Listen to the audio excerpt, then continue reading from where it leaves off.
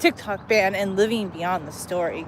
So I am seeing a lot of people of a certain generation that are against TikTok. They don't really know what TikTok is, and I've done deep dives on what TikTok actually is.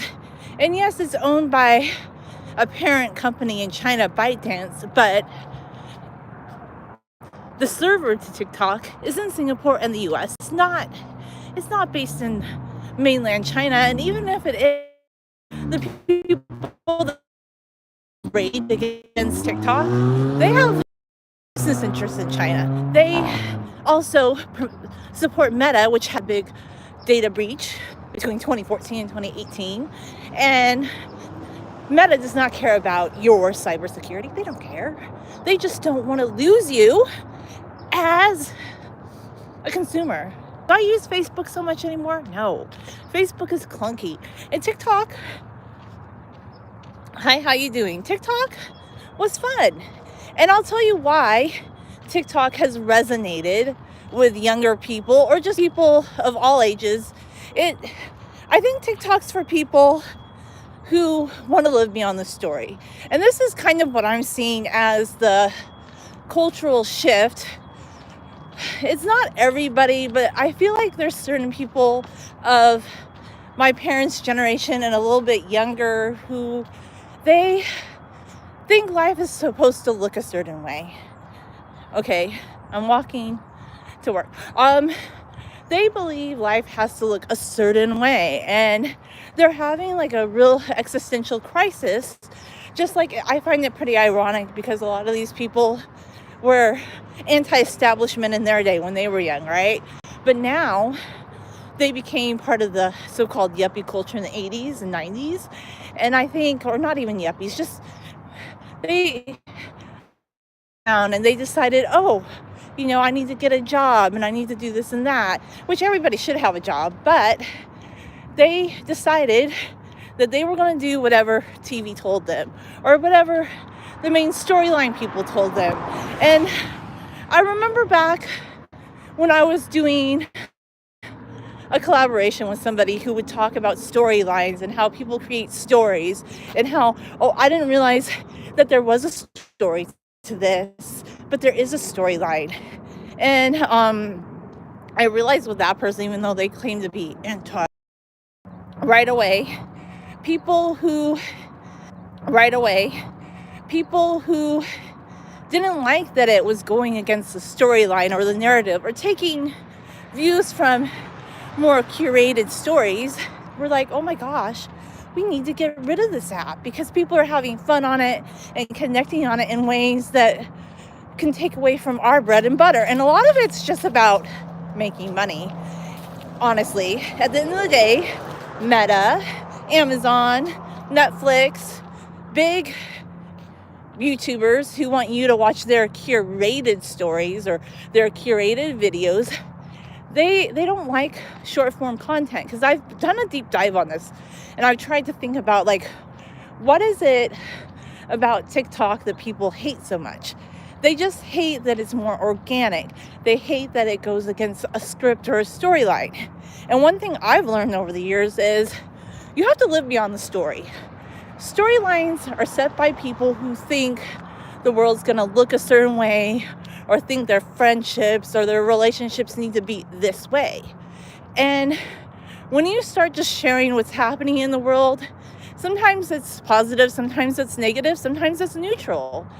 That is power.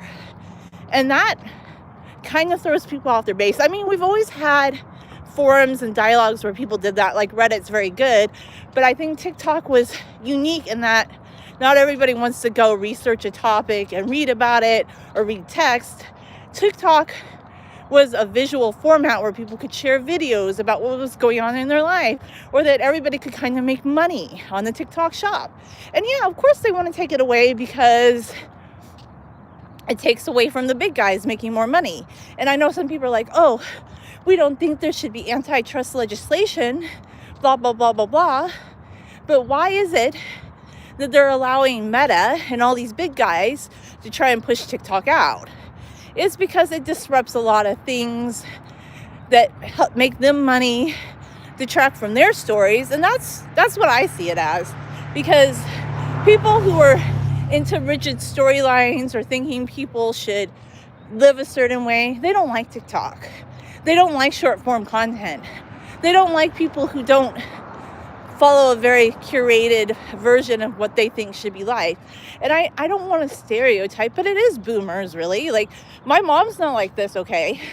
But I find a lot of people of my parents' generation are like this, where they're having a hard time realizing the world has changed in the last 20 years. They can't accept it. They can't accept that people have different ideas. So they go hard for a certain politician who flip-flops like a flip-flopper. And I find it kind of ironic, because some people who said they would never go hard for this politician, now they're going hard for him. Like, they're wasting their precious hours of their life making signs for him saying, pay back in 3 days. I'm like, what? There's no politician you should be making a sign for and like broadcasting on freeway overpass, friends. Like, live your own life. Like, enjoy your life. Interact with your friends. Stop going hard for politicians. Stop, I don't know, bickering with each other. Stop feeling like everybody needs to follow a storyline, a script. Because storylines are for novels. They're for movies. They're not for life. TikTok's wildly popular because people share their reality, not a fantasy land. If you want to be a better friend to people, if you want to be a better life partner, you'll learn to live beyond the storyline. You'll learn to value people that are there for you every day, all the way, not because they don't follow some rigid, like, script of what you think they should be. And that is one of the things I noticed about the script creators. Like, there was this person who thought that, like, people should follow her ideas of what, like, a noble person was. And even if you were a good friend to this person, they can always let you know that you didn't follow their archetype of what a good person was. But I noticed, like, those so-called good people, they weren't their friend. They weren't there for them. So stop having expectations of what you think people should be and how they should live, and go for the people that are there for you, that care for you and support you. Because I also realized another thing too. People that love the storylines and the scripts, they want people to live a certain way. They don't find their own individuality. Like, if you're good with yourself, you're not looking for validation in a political party, in a politician, in a, like, certain way, that thinking people need to live a certain way. You're out there living your own life that way. You don't need someone else to do it for you. And I just think in 3 days, I know everybody's ready to get all bickery about politics, but I'm over it. I want to live my life. I'm sad TikTok's going away, maybe. We'll see. But I'm going to continue doing what I do on YouTube, which is similar to what I did on TikTok anyway. So, yeah, they do. Some people don't like people that don't live by a rigid storyline. I don't know why. I think it's silly, but that's just the way it is. And yeah, live beyond the script. Live beyond the storyline. I challenge you to do that.